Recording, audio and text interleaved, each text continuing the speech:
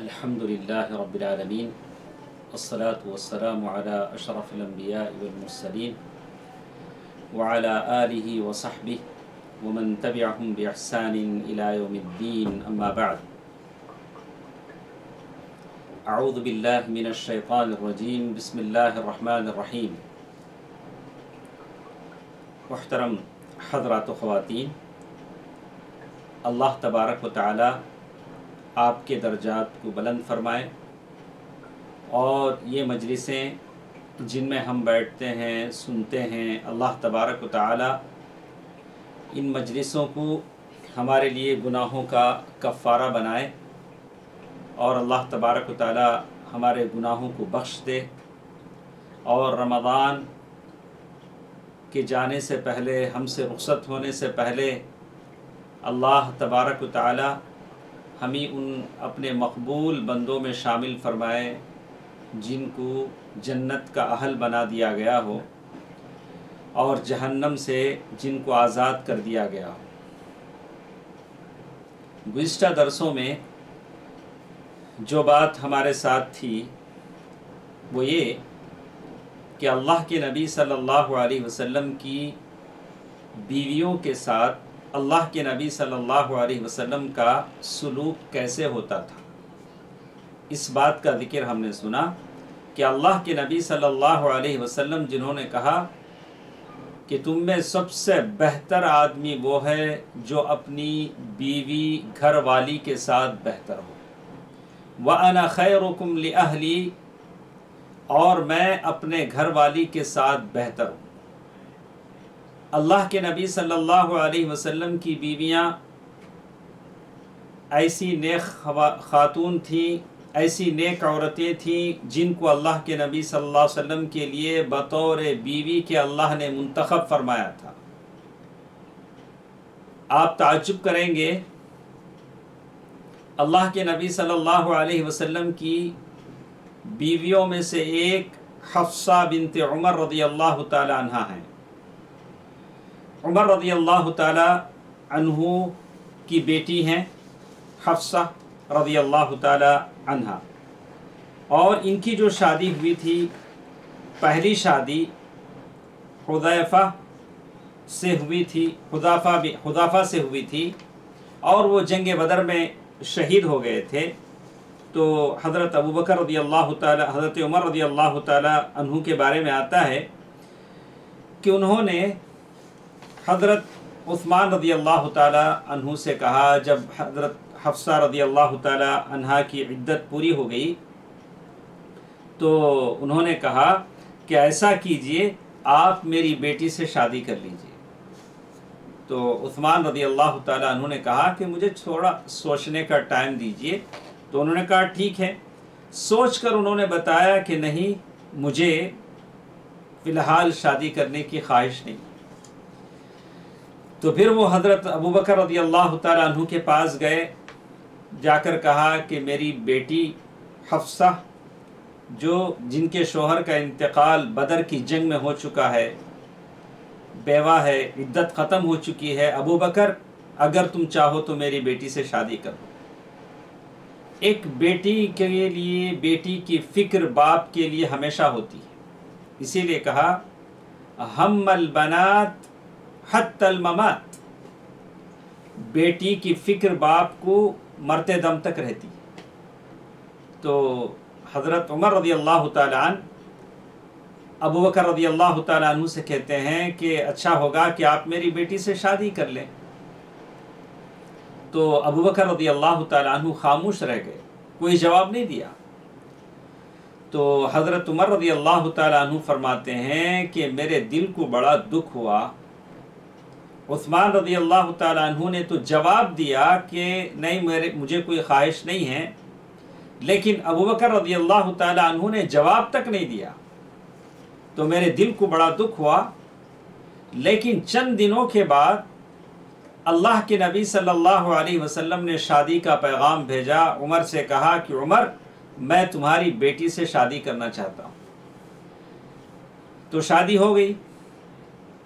تو پھر ابو عمر رضی اللہ تعالیٰ عنہ کی ملاقات حضرت ابوبکر رضی اللہ تعالیٰ عنہ سے ہوئی، ابو بکر رضی اللہ تعالیٰ عنہ نے کہا، پوچھا، عمر لگتا ہے تمہارے دل کو دکھ ہوا ہوگا جب میں نے تمہارے سوال کا جواب نہیں دیا؟ تو حضرت عمر رضی اللہ تعالیٰ عنہ نے فرمایا کہ ہاں، میرے دل کو بڑا دکھ ہوا جب آپ نے میری بیٹی کی شادی کے تعلق سے کوئی جواب نہیں دیا۔ تو ابو بکر رضی اللہ تعالیٰ عنہ نے فرمایا کہ میں نے تمہاری بیٹی کا نام اللہ کے نبی صلی اللہ علیہ وسلم سے سنا، اور مجھے لگا کہ اللہ کے نبی صلی اللہ علیہ وسلم تمہاری بیٹی سے شادی کرنا چاہتے ہیں، اور میں نہیں چاہتا تھا کہ اللہ کے نبی صلی اللہ علیہ وسلم کا بھید ظاہر کروں، اور اللہ کے نبی صلی اللہ علیہ وسلم نے اپنے منشا کے مطابق تمہاری بیٹی سے شادی کر لی۔ الغرض، حفصہ بنت عمر رضی اللہ تعالی عنہا امہات المؤمنین کے فہرست میں داخل ہوئی، لیکن کبھی ایسا بھی ہوا کہ اللہ کے نبی صلی اللہ علیہ وسلم نے حفصہ رضی اللہ تعالی عنہا کو ایک طلاق دے دیا، کسی بات پر ایک طلاق دے دی۔ کبھی ایسی باتیں ہوتی ہیں تو لڑکی کی طرف سے باپ لڑکی کے گھر والے آتے ہیں۔ آپ غور سے سنیں میری ماں اور بہنوں، اس عورت کی نیکی، تقوی، اس کے تعلق کو، اس بات کو دیکھیں کہ کیا ان کے اندر تقوی تھا، کیسے ان کے اندر فضائل تھے کہ جبریل امین آئے، انہوں نے کہا کہ اللہ کے نبی راجع حفصۃ وَإِنَّهَا صَوَّامَةٌ وَقَوَّامَةٌ، اے اللہ کے نبی صلی اللہ علیہ وسلم، حفصہ بنت عمر کو آپ دوبارہ اپنی زوجیت میں لے لیجئے، وہ بڑی رات کو قیام کرنے والی ہیں، راتوں میں نماز پڑھنے والی ہیں، روزہ رکھنے والی ہیں۔ کون سفارش کر رہے ہیں؟ کون سفارش کر رہے ہیں؟ سید الملائکہ، فرشتوں کے سردار جبریل امین اس خاتون کی سفارش کر رہے ہیں۔ اسلام ایسے خاتون چاہتا ہے، ایسی عورتیں چاہتا ہے جو اپنے دودھ کے ساتھ اپنے بچوں کو تقوی طہارت اپنے بچوں کے اندر پیدا کریں، ان کے اندر ایسا تقوی طہارت ہو۔ یہ حفصہ رضی اللہ تعالیٰ عنہ ہیں جن کی سفارش جبریل امین کر رہے ہیں، آ کر کہہ رہے ہیں راجع حفصۃ فإنها صوامة وقوامة، اے اللہ کے نبی صلی اللہ علیہ وسلم، آپ عمر کی بیٹی حفصہ کو اپنی زوجیت میں لے لیجئے، وہ بڑی نمازوں کی پابند ہے، قیام اللیل پڑھتی ہیں، روزہ رکھتی ہیں۔ 60 پر 4 حدیثیں انہوں نے اللہ کے نبی صلی اللہ علیہ وسلم سے روایت کی۔ یہ حفصہ بنت عمر، عمر کی بیٹی حفصہ ہے۔ چلیے میں آپ کو لے چلتا ہوں میرے ماں اور بہنوں، بھائیوں، یہ رمضان المبارک کے دن ہیں، بڑے مقدس دن ہیں۔ اللہ تبارک و تعالیٰ یہ رمضان ایسے دنوں میں ہمارے پاس آیا ہے کہ ہمارا دل صرف اللہ کے تقرب کے علاوہ کوئی کچھ سوچتا نہیں۔ پہلے تو ایسا ہوتا تھا کہ چلو بازاروں میں ادھر ادھر نکل جاتے تھے، اب اس کی شکل بھی باقی نہ رہی، اب ہم گھروں میں قید ہیں۔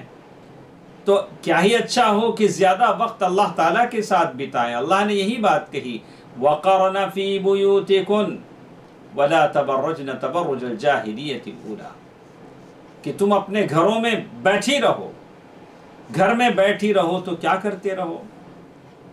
وَأَقِمْنَا الصَّلَاةَ وَآتِينَا الزَّكَاةَ وَأَطِعْنَا اللَّهَ وَرَسُولَهُ، نمازوں کی پابندی کرو، اللہ اور اس کے رسول کی اطاعت اور بندگی کرو، اور زکوٰۃ ادا کرو، یہ ساری عبادتیں کرو۔ گھر میں بیٹھ کر بھی بہت سارے ایسے ہوتے ہیں جو دنیا گھوم جاتے ہیں۔ قرآن نے نہیں کہا وَأَقِمْنَا الصَّلَاةَ وَآتِينَا الزَّكَاةَ وَأَطِعْنَا اللَّهَ وَرَسُولَهُ۔ دوستو، عزیزو، ماں اور بہنوں، اللہ تبارک و تعالی میری باتوں میں اخلاص عطا فرمائے۔ اللہ کے نبی صلی اللہ علیہ وسلم کی بیویوں کا ذکر ہم سنتے ہیں، تو چلو ہم سنتے ہیں اس اللہ کے نبی صلی اللہ علیہ وسلم کی اس نیک بیوی، اس نیک خاتون کا ذکر جس نے اپنے اسلام کو بچانے کے لیے کس طرح کی قربانیاں دیں، یہاں تک کہ اللہ تبارک و تعالیٰ نے ان کو اللہ کے نبی صلی اللہ علیہ وسلم کی بیویوں کی لسٹ میں شامل کر دیا۔ ان کو بھی وہ لقب مل گیا، امہات المؤمنین، ام المؤمنین کا لقب ان کو مل گیا۔ وہ ہیں رملہ بنت ابی سفیان، عام معنوں میں ہم کہتے ہیں ام حبیبہ رضی اللہ تعالی عنہ۔ ایمان کی مٹھاس جب دل میں اتر جاتی ہے تو آدمی کتنی مشکلیں برداشت کرتا ہے، کیسی کیسی مشکلیں برداشت کرتے ہیں مرد و عورت۔ ایمان کی مٹھاس جب دل میں اتر جاتی ہے تو ساری چیزیں ہیچ نظر آتی ہیں، کوئی مشکل نہیں، اور آدمی صبر کے ساتھ دنیا میں چلا جاتا ہے، چاہے مرد ہو عورت۔ ام حبیبہ رملہ بنت ابی سفیان شروع میں اسلام لانے والوں میں سے ہیں۔ کس کی بیٹی ہیں؟ ابو سفیان کی بیٹی، جو اسلام کا دشمنوں کا سردار اپنے زمانے میں ابو سفیان تھے، اور ان کی بیٹی ام حبیبہ ہیں۔ اپنے شوہر عبید اللہ بن جہش مسلمان ہوئے، انہوں نے ان پر دعویٰ کیا اور ان کے ساتھ یہ بھی مسلمان ہو گئی، حبشہ کی طرف آئے اور چند مسلمانوں کے ساتھ حبشہ میں بس گئے۔ ان کے ساتھ ان کی بیٹی ام حبیبہ بھی ہے، اور ان کا نام حبیبہ بھی ہے، اور ان کا نام ہے ام حبیبہ اور رملہ بنت ابی سفیان۔ حبیبہ چھوٹی بچی ہیں، عام معنوں میں جیسے لکھا گیا کہ 13 سال ان کی عمر تھی بچی کی۔ ام حبیبہ رضی اللہ تعالی عنہ حبشہ میں ہیں، ایک رات خواب دیکھتی ہیں۔ خواب کی جب بات آتی ہے تو میں سارے میری آواز سننے والے دیکھنے والے بھائیوں بہنوں سے کہوں گا کہ بہت سارے لوگ ہیں جو خواب کے چکر میں پھنس جاتے ہیں۔ ہر خواب کی تعبیر نہیں ہوتی، کچھ خواب اچھے ہوتے ہیں، کچھ خواب برے ہوتے ہیں۔ اچھا خواب آئے تو اللہ کا شکر ادا کریں، غلط خواب آئے تو اللہ کی پناہ چاہیں اور اسے کسی سے نہ بولیں، کسی سے بیان نہ کریں۔ یہ شیطان کی طرف سے ہے، مومن کو پریشان کرنے کے لیے خواب آتے ہیں۔ ام المؤمنین رملہ بنت ابی سفیان نے ایک خواب دیکھا کہ ان کا جو شوہر ہے عبید اللہ بن جہش بڑی بد شکل، اقبح صورہ، بڑی بد شکل کا ہے۔ بڑی پریشان ہوئی کہ ایسا خواب مجھے کیوں آیا، میرے شوہر کی تو ایسی شکل و صورت نہیں ہے، اچھی شکل و صورت کی ہے۔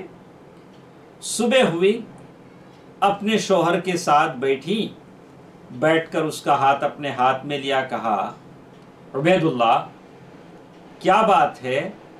میں نے رات میں خواب دیکھا، میں نے تم کو دیکھا کہ تم بڑی بد شکل سی مجھے نظر آئے، میں ڈر گئی، کیا کوئی انہونی بات ہے؟ تو عبید اللہ بن جہش نے پہلے تو مسکرائے، پھر کہا کہ رملہ بنت ابو سفیان سے کہا کہ دیکھیے کوئی بات ایسی نہیں ہے کہ تشویشناک ہو، لیکن اتنی بات ضرور ہے کہ میں نے دین اسلام چھوڑ دیا ہے اور حبشہ پہنچ کر میں نصرانی ہو گیا ہوں، عیسائی ہو گیا ہوں، کرسچن ہو گیا ہوں۔ اس سے بڑھ کر کوئی تشویشناک خبر ہو سکتی؟ اگر عبید اللہ بن جہش طلاق کی بات کہتے، کسی اور دوسری شادی کی بات کہتے تو تب بھی کوئی بڑی بات نہیں تھی، لیکن انہوں نے جو بات کہا کہ میں نصرانی ہو گیا ہوں، میں نے اسلام چھوڑ دیا ہے۔ رملہ بنت ابی سفیان کے اوپر ایک بجلی سے گری۔ انہوں نے کہا کہ عبید اللہ تم ایسے آدمی تھے، تمہیں نے مجھے دعویٰ کیا تھا، تمہاری دعوت سے میں مسلمان ہوئی تھی، میں نے اپنے باپ ابو سفیان کا گھر چھوڑا تھا جو مکے کا سردار تھا، قبیلہ قریش کی اذیتیں تکلیفیں میں نے برداشت کی تھی صرف تمہارے اسلام کی دعویٰ کی وجہ سے اور اسلام کو دل لگانے کی وجہ سے، اور تم کیا کہہ رہے ہو؟ حبشہ ہم نے اسی لیے آئے تھے، دین بچانے کے لیے ہم حبشہ پہنچے تھے، اور یہاں پہنچ کر تم مرتد ہو گئے، یہاں پہنچ کر تم نے دین کو چھوڑ دیا۔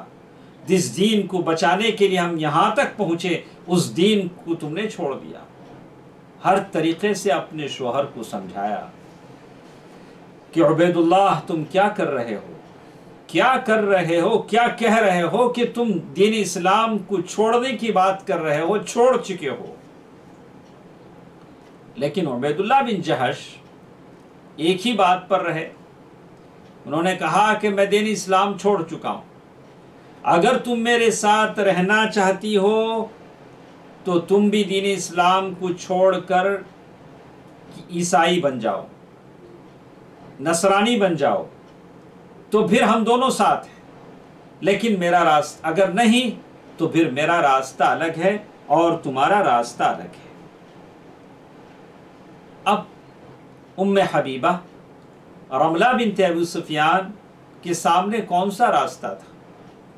کیا وہ دوبارہ مکہ واپس چلے جائیں ابو سفیان اپنے باپ کے پاس، پھر ابو سفیان ان کو وہ تکلیفیں دے اسلام کی وجہ سے جو پہلے دیتے تھے، یا ایسا ہے کہ اپنے شوہر سے اتنی محبت کرتی ہیں کہ اس محبت میں وہ بھی اسلام کو چھوڑ دیں اور ان کے ساتھ کرسچن ہو جائیں؟ اور خاص کر بچی حبیبہ جو 13 سال کی تھی، اسے کیا کہیں کہ باپ زندہ ہے، کیا وہ باپ کی زندگی پر بھی یتیمہ کہلائے گی کہ باپ کی شفقت سے محروم ہو جائے گی؟ اگر وہ اسلام ہی میں رہیں اور کرسچن یعنی نصرانیت اختیار نہ کریں ام حبیبہ، تو کیا ہوگا؟ کئی طرح کے شکوک، شبہات، فیصلے کیا کریں رملہ بنت ابو سفیان؟ حبشہ میں کوئی ان کا اپنا نہیں ہے، یہاں تو غربت کا یہ ملک ہے جہاں ان کا کوئی اپنا نہیں۔ وہ چند صحابہ ہیں جو ان کے ساتھ ہجرت کر کے آئے تھے۔ عبید اللہ بن جہش کہہ رہے ہیں کہ میں نصرانی ہو گیا ہوں، اگر تم چاہو تو میرے ساتھ نصرانیت اختیار کر لو، یا تو تم مسلمان رہو تو تم الگ ہو، پھر میں الگ ہوں۔ دوستو، عزیزو، ماں اور بہنوں، مجھے آپ سے ایک ہی بات کہنی تھی کہ اللہ کے نبی صلی اللہ علیہ وسلم نے مجھے اور آپ کو بتایا تھا لا طاعت لمخلوق فی معصیت الخالق، مخلوق کو خوش کرنے کی چکر میں خالق کو ناراض نہ کریں۔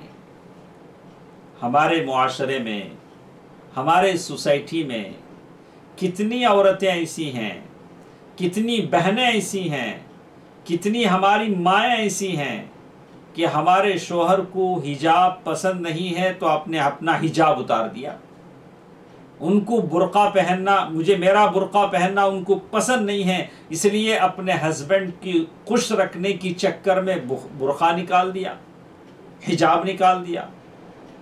تو ہمارے شوہر کو ایسی پارٹیوں میں جانا پسند ہے جہاں مرد و زن کا کوئی فرق نہیں ہے، سب ایک ہی ساتھ آتے ہیں جاتے ہیں، عورتیں مردیں، وہاں کوئی پردہ، تو اس لیے مجھے بھی وہی پسند ہے۔ ہمارے شوہر کو میرا نماز پڑھنا اچھا نہیں لگتا، اس لیے میں نماز نہیں پڑھتی ہوں۔ اللہ المستعان، اللہ المستعان۔ لا طاعت لمخلوق فی معصیت الخالق۔ کیا اس عورت رملہ بنت ابی سفیان نے اپنے شوہر عبید اللہ بن جہش کی رضامندی کے لیے، اپنے شوہر کا دل رکھنے کے لیے کیا ایسا کہہ دیا کہ چلو میں بھی کرسچن ہو جاتی ہوں، اس سے کیا ہوگا؟ بچی پر تمہاری شفقت باقی رہے گی، میرے لیے اس غربت کے ملک میں ایک سہارا رہے گا۔ لیکن رملہ بنت ابو سفیان نے کہا کہ نہیں، اس دین کو بچانے کے لیے میں یہاں تک آئی ہوں، میں ابو سفیان کی بیٹی ہوں، تم اپنا راستہ دیکھو، میں اپنی صبر کا راستہ دیکھتی ہوں۔ تو رملہ بنت ابو سفیان نے اپنے شوہر کے ساتھ جانے سے انکار کر دیا۔ وہ آخری مرتبہ تھا کہ ان کا شوہر عبید اللہ بن جہش گھر سے نکلا، دوبارہ واپس نہیں آیا۔ دوستو، عزیزو، ماں اور بہنوں، حالات کا مقابلہ کرنا سیکھیں۔ یبیع دینہ بعرض من الدنیا، دنیا کے خاطر دین کو نہ بیچیں۔ یہ آج کے دن ہمارے معاشرے کا بہت بڑا المیہ ہے کہ ہم لوگ چھوٹی چھوٹی چیزوں کے خاطر دین کو بیچ دیتے ہیں۔ ہمارے خاندان میں، ہمارا خاندان بڑا اپ ڈیٹ زمانے کا خاندان ہے۔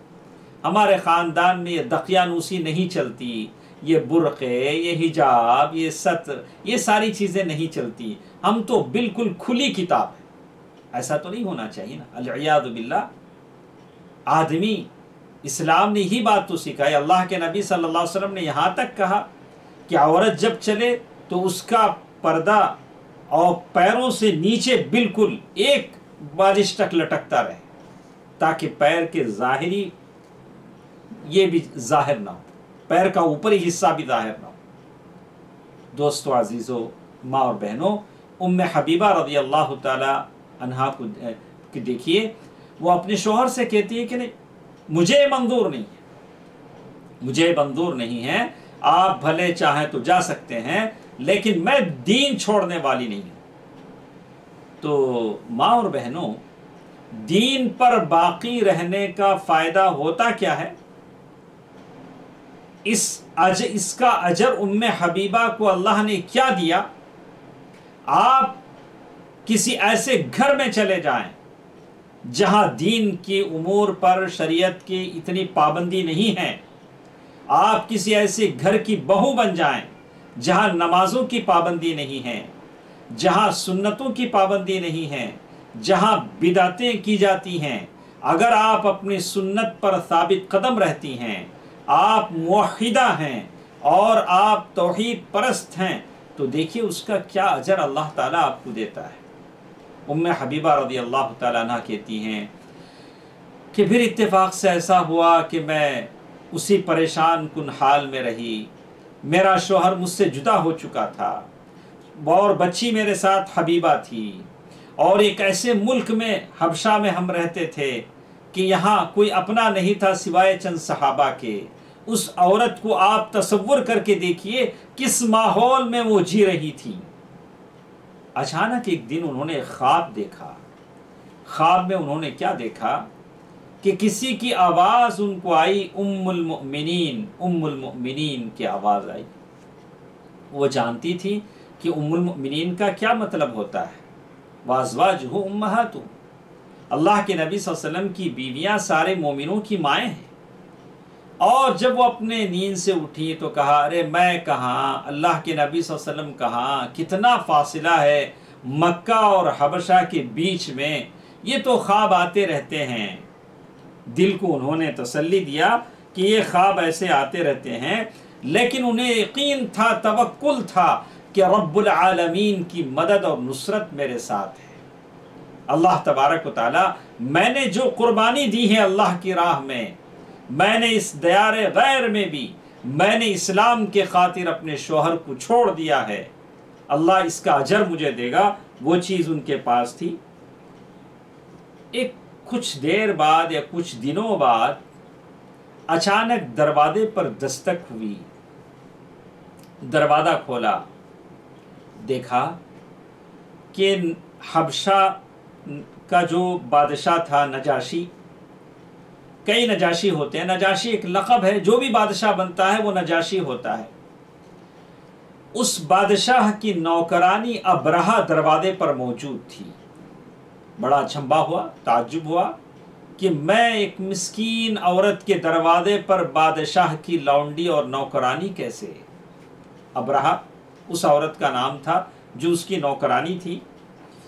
اس نے آتے ہی کہا کہ بادشاہ نے مجھے بھیجا ہے اور بادشاہ کو یہ حکم ملا ہے کہ وہ آپ کی شادی اللہ کے رسول صلی اللہ علیہ وسلم سے کروا دے۔ یہ ایسی عورت جو ایسی حالت میں زندگی بسر کر رہی ہوں کہ ان کے شوہر ان سے جدا ہو چکے ہوں، اور بہت ہی ایسی حالت کہ وہ پریشانی کی حالت میں جی رہی ہوں، اچانک ایسی خوشخبری ملتی ہے اللہ کی طرف سے، تو ان کی مسرت کی کیا حالت ہوگی، کتنی خوشی ان کو ہوگی۔ ام حبیبہ رضی اللہ تعالیٰ عنہ کہتی ہیں کہ میں نے یہ بات جب سنی اور اس لونڈی ابرہہ نے، نوکرانی نے مجھ سے کہا کہ آپ اپنی طرف سے کسی وکیل کو بنا دیجئے آپ کے نکاح کے لیے، اللہ کے رسول صلی اللہ علیہ وسلم کی طرف سے وکیل ہمارے بادشاہ نجاشی ہوں گے، آپ اپنے طرف سے کسی وکیل کو بنا لیجئے۔ تو ام المؤمنین رملہ بنت ابو سفیان ان کا نام ہے، کنیت ام حبیبہ ہے، انہوں نے بنا لیا خالد بن سعید بن العاص رضی اللہ تعالیٰ عنہ، کہا کہ میری طرف سے وہ وکیل ہوں گے۔ اور وہ کہتی ہیں کہ مجھے اتنی خوشی ہوئی اس بات کو سن کر، اور مجھے سمجھ میں آیا کہ جو خواب میں نے دیکھا تھا وہ خواب واقعی سچا ہے۔ خواب سچے ہوتے ہیں، بعض خواب ضرور سچے ہوتے ہیں۔ اللہ کے نبی صلی اللہ علیہ وسلم کے خواب سچے ہوتے تھے، اور بعض لوگوں کے خواب بھی سچے ہوتے ہیں۔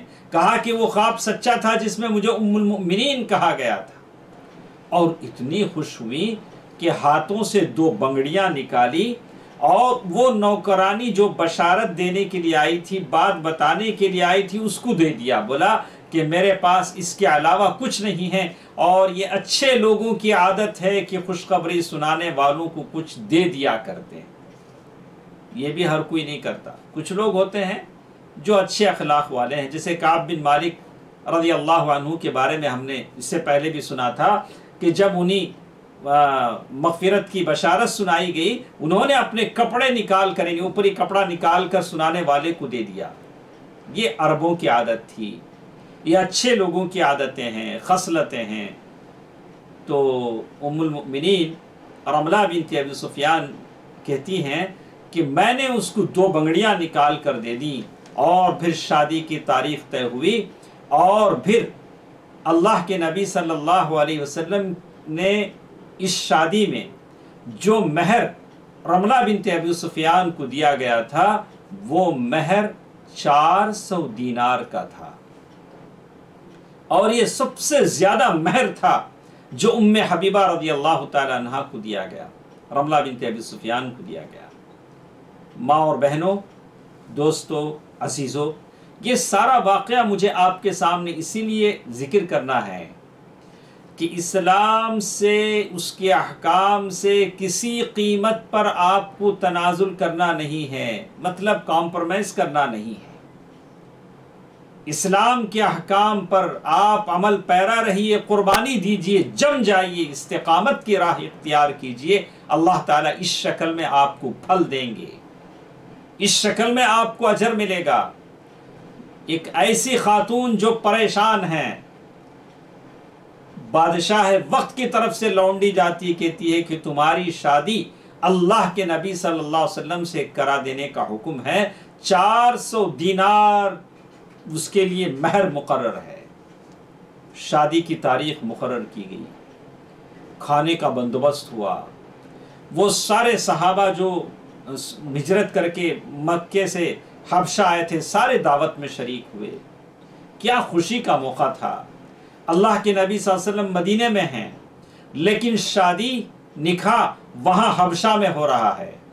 اور پھر ایسا بھی موقع آیا کہ اللہ کے نبی صلی اللہ علیہ وسلم نے عمر بن امیہ الضمری کو، یہ سب اس لیے ہوا کہ اللہ کے نبی صلی اللہ علیہ وسلم نے عمر بن امیہ الضمری کو بھیجا تھا مدینے سے حبشہ 3 باتوں کے لیے۔ پہلی بات تو یہ تھی کہ یہ نکاح عمل میں آئے، دوسری بات یہ تھی کہ جتنے لوگ حبشہ میں ہیں ان کو واپس مدینہ بھیج دیا جائے، 16 آدمی تھے اپنے اہل و عیال کے ساتھ، اور اسی طرح دعویٰ بھی تھا، ان کو دعویٰ بھی کیا گیا تھا، اسلام کی دعوت دی گئی تھی۔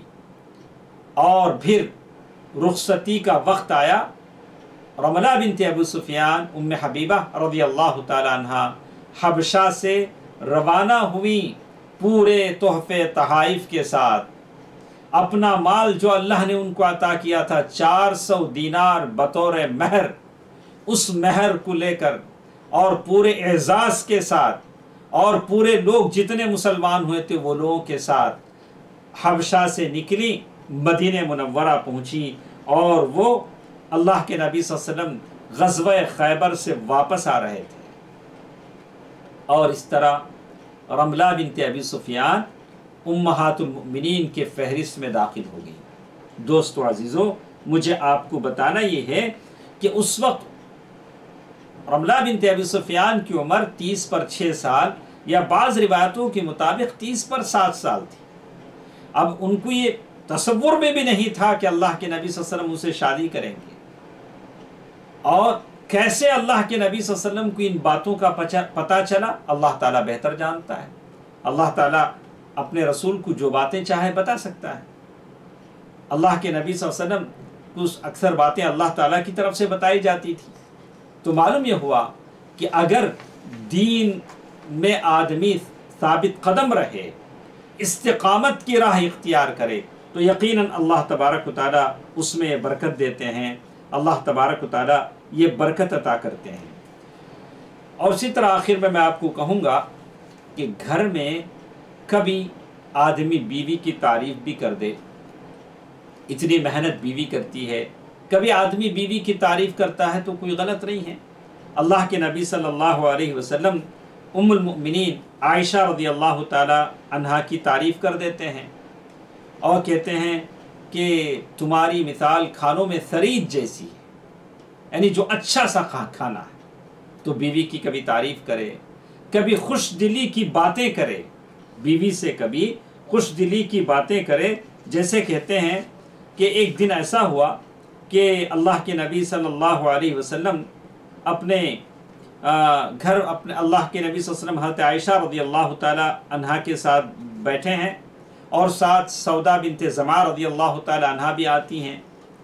تو عائشہ رضی اللہ تعالی عنہا ایک قسم کا ڈش پکاتے ہیں، کھانے کا ایک قسم پکاتی ہیں جو گوشت کے شوربے کے ساتھ ہوتا ہے۔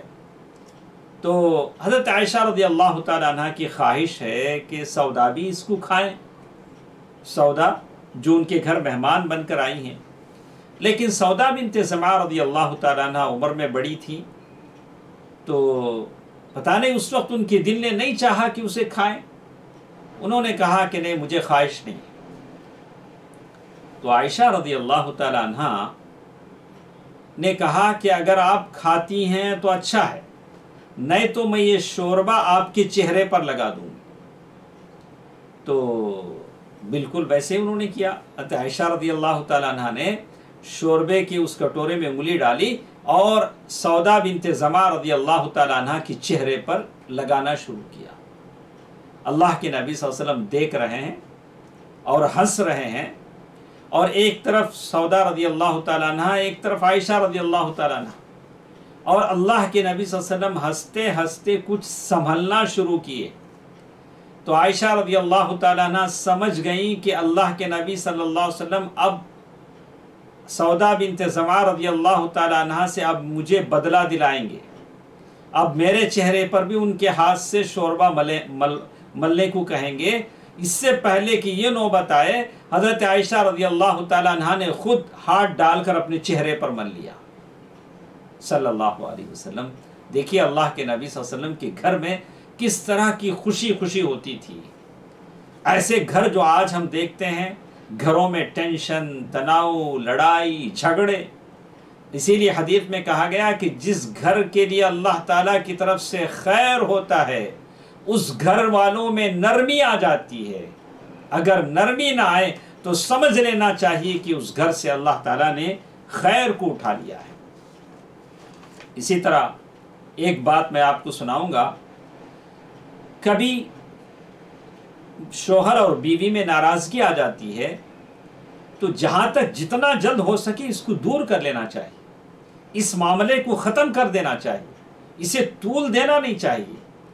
اسی لیے عمر بن خطاب رضی اللہ تعالیٰ عنہ فرماتے ہیں کہ مکے میں جب تک ہم تھے، مکے کے قریش ایسے تھے جن کی عورتیں قریش سے، مردوں سے ڈرتی تھی، لیکن جب مدینہ میں جب ہم پہنچے تو وہاں ماحول ایسا تھا کہ انصار کے مرد عورتوں سے ڈرتے تھے۔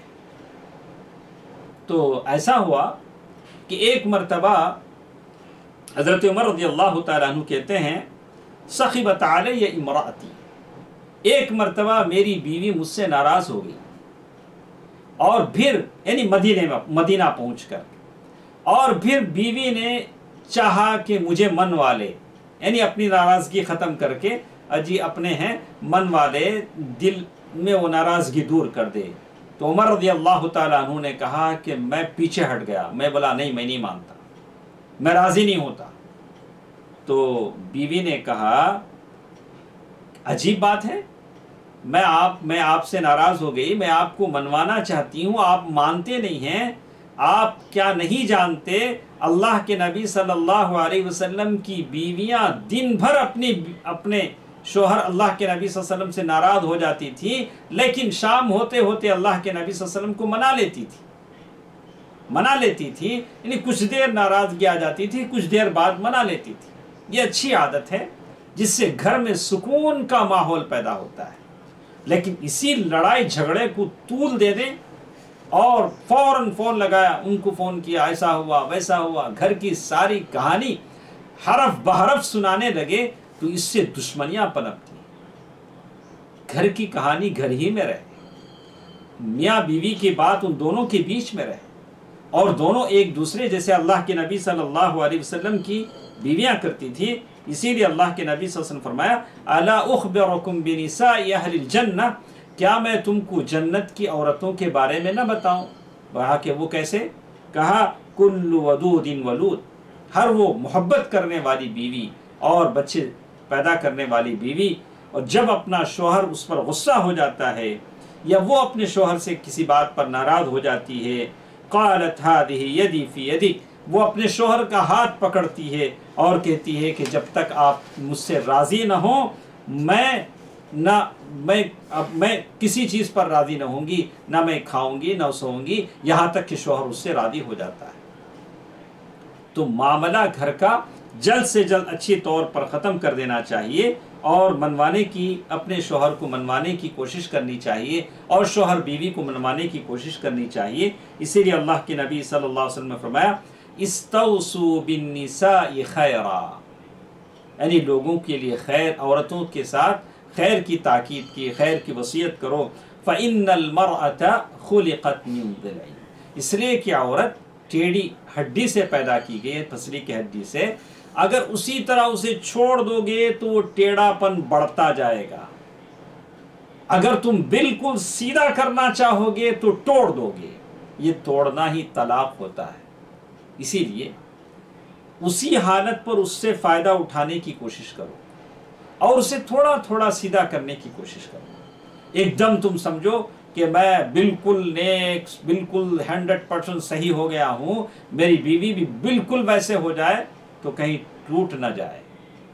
تھوڑا صبر کے ساتھ، اچھائی کے ساتھ اسے سیدھا کرنے کی کوشش کرو۔ دوستو، عزیزو، ماں اور بہنوں، یہ چند باتیں تھیں اللہ کے نبی صلی اللہ علیہ وسلم کے گھر کی عورتوں کے تعلق سے میں نے آپ کے سامنے کہی۔